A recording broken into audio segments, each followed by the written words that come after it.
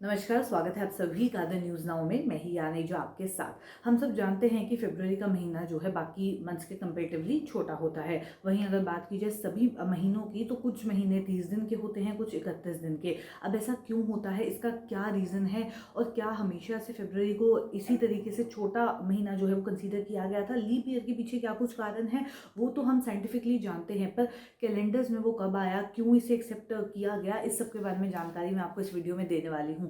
क्या आप जानते हैं जो कैलेंडर अभी हम इंटरनेशनली एक्सेप्ट करते हैं, जो इस्तेमाल करते हैं, उस कैलेंडर से पहले भी बहुत सारे कैलेंडर के वर्जन्स देखने को मिले थे, पर वो क्यों एक्सेप्ट नहीं किए गए उसके बारे में भी आपको जानकारी देंगे। साथ ही साथ और भी बहुत सारे इंटरेस्टिंग फैक्ट्स मैं आपके साथ इस वीडियो में शेयर करने वाली हूँ कैलेंडर्स को लेके स्पेसिफिकली, क्योंकि पहले जो पूरा ईयर है वो जनवरी के महीने से स्टार्ट नहीं होता था, वो मार्च के महीने से स्टार्ट होता था। साथ ही साथ जनवरी फरवरी एंडिंग में ऐड किए गए थे। अब वो एंडिंग वाले मंथ से स्टार्टिंग में किस तरीके से है, किस तरीके से 1 जनवरी से ही नए की जो शुरुआत है वो होने लगी, इस सब के बारे में जानकारी आपको दे दें। जो कैलेंडर हम नॉर्मली यूज़ करते हैं, सिविल कैलेंडर जिसे हमने एक्सेप्ट कर लिया है या इंटरनेशनली जिसे हमने एक्सेप्ट किया है, वो ग्रेगोरियन कैलेंडर है, जो कि वेस्टर्न या क्रिश्चियन कैलेंडर के नाम से भी जाना जाता है, जिसमें नॉर्मल जिस तरीके से 12 मंथ्स देखने को मिलते हैं, जिसमें कुछ में 30 डेज होते हैं, कुछ में 31 डेज होते हैं, और एक फरवरी जो कि छोटा होता है कंपैरेटिवली 28 डेज़ का, और लीप ईयर के टाइम 29 डेज़ का, जिसमें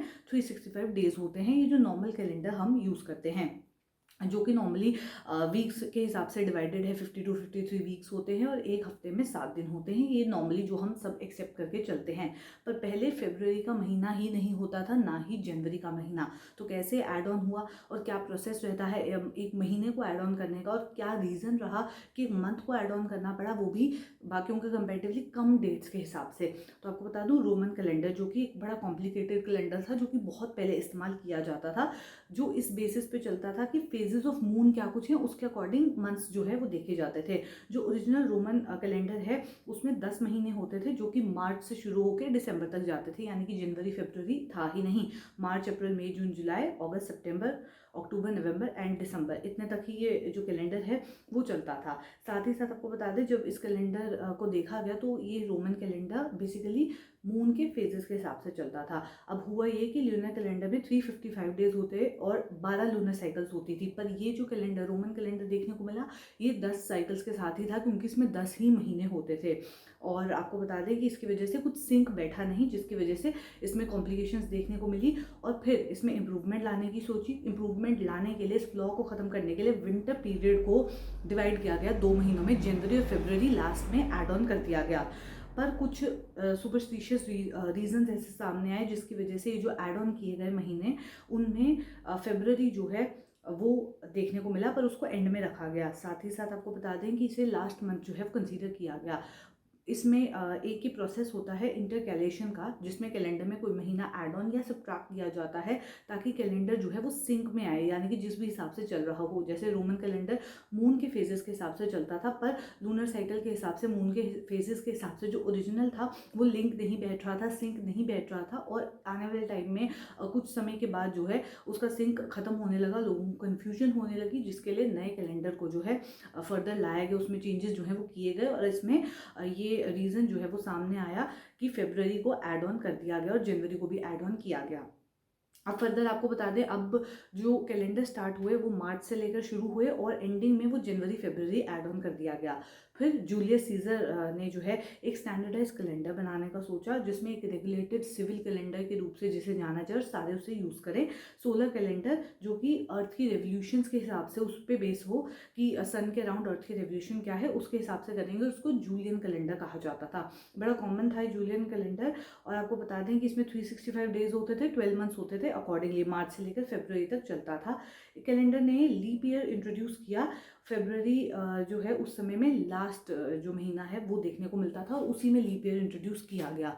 अब जूलियन कैलेंडर में भी बहुत सारे फ्लॉ देखने को मिले। इसमें ये देखने को मिला कि इनका लीप डे जो आ रहा है हर 4 साल के बाद आ रहा है, जैसे हम नॉर्मली लीप ईयर को कंसीडर करते हैं। एक एवरेज ईयर जिस हिसाब से अगर देखा जाए तो 365.25 डेज होते हैं, जो इवेंचुअली 4 साल के बाद एक और दिन ऐड करता है और 366 डेज हो जाते हैं, जो कि फुल राउंड देखने को मिलता है। पर इस कैलेंडर में भी कॉम्प्लिकेशंस थी। बेसिकली हुआ ये कि 1570s तक जो कैलेंडर है उसका सिंक खत्म हो गया, क्योंकि लीप ईयर तो आ रहा था पर एक फ्लो नहीं बन पा रहा था और 10 दिन का हिसाब जो है वो नहीं मिल पा रहा था और डिफरेंसेस एडअप हुए।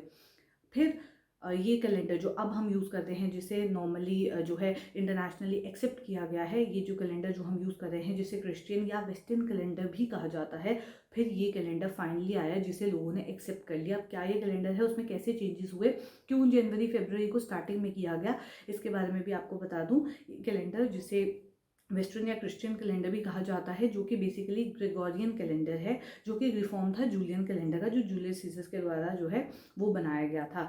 जो फ्लॉ था उस कैलेंडर में, उसमें 2 मेजर करेक्शंस जो हैं देखने को मिली। पहला ये कि जो पुराने 10 दिन थे और जो जिसका हिसाब नहीं मिल रहा था 10 दिन का, उसको एलिमिनेट किया गया, उससे शेड्यूल पे वापस लाया गया। और साथ ही साथ जो लीप ईयर्स का सिस्टम था उसको भी देखा गया कि हर 4 साल के बाद जो एक दिन ऐड ऑन हो रहा है उसको जो है लीप ईयर बनाया जाए, जो कि डिविजिबल होगा, पर जो 400 के द्वारा डिविजिबल नहीं होंगे सेनेटियर ईयर्स, जैसे कि 1900 और 1800, इनमें नहीं कंसीडर किया जाएगा। फिर नए साल की शुरुआत जो है वो जनवरी से शुरू कर दी, क्योंकि फ्लॉ जो है वो बेसिकली लास्ट के 2 महीनों में आ रहा था, वहाँ पे हिसाब नहीं मिल रहा था।